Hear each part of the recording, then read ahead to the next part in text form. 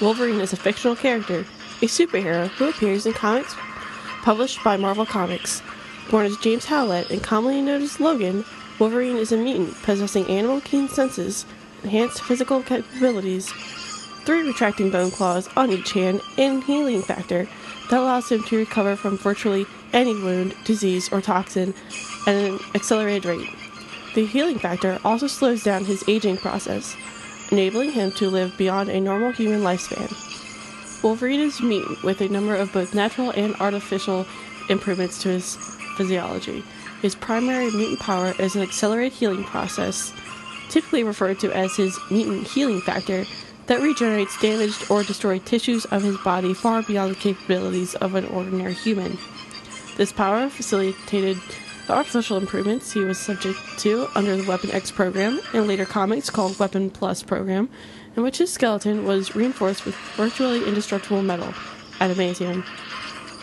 Depictions of the speed and extent of injury in which Wolverine can heal vary, but as we all know, those aren't how it turned out. As shown in the 2001-2002 miniseries Origins, Wolverine was born as James Howlett in the late 19th century Alberta, Canada, to rich farm owners.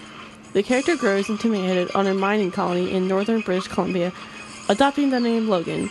Logan leaves the colony and lives for a time in the wilderness among wolves, until returning to civilization, residing with Blackfoot Indians. Following the death of his Blackfoot paramour Silver Fox, he is ushered into the Canadian military during World War I. Logan then spends time in Madripoor before settling in Japan, where he marries Itsu and has a son, Dakin. John Byrne said in interviews and on his website that he drew a possible face for Wolverine, but then learned that John Romita Sr. had already drawn one that Dave Cockrum used in X-Men 98, long before Byrne's run on the series.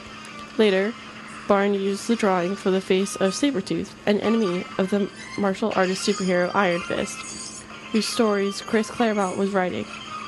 Byrne then had the idea of Sabretooth being Wolverine's father. Together, Byrne and Claremont came up with the Wolverine being approximately 60 years old and having served in World War II, after escaping from Sabretooth, who was approximately 120 years old. The plan had been for Wolverine to have been almost crushed in an accident. He would discover, when attempting to stand for the first time after recovering, that his healing factor does not work on bones, and then his legs immediately break. He then spends over a decade in a hospital bed, almost going mad, when the Canadian government approaches him with the idea of replacing his skeleton bone at the time with adamantium, the claws being a surprise. This origin, too, was never used. Wolverine first appeared in the final teaser panel of The Incredible Hulk number 180, written by Len Wein and penciled by Herb Trimpe. The character then appeared in a number of advertisements in various Marvel Comics publications before making his first major appearance in The Incredible Hulk 181, again by Wein and Trimpe. John Romita Sr. designed Wolverine's yellow and blue costume. The character's introduction was ambiguous, revealing little beyond his being a superhuman agent of the Canadian government. In these appearances, he did not retract the claws, although Len Wein stated that they had always been envisioned as retractable. He appears briefly in the final story of The Incredible Hulk 182. Wolverine's next appearance was in 1975's Giant-Size X-Men 1, written by Wein and penciled by Dave Cockrum, in which Wolverine is recruited for a new squad. Gil Kane illustrated the cover artwork, but incorrectly drew Wolverine's mask with larger headpieces. Dave Cockrum liked Kane's accidental alteration, believing it to be similar to Batman's mask, and incorporated it into his own artwork for the actual story. Cockrum was also the first artist to draw Wolverine without his mask, and the distinctive hairstyle became a trademark of the character. Despite suggestions that co-creator Len Wein originally intended for Logan to be a mutated Wolverine pup, evolved to humanoid form by evolutionary, Wein denies this.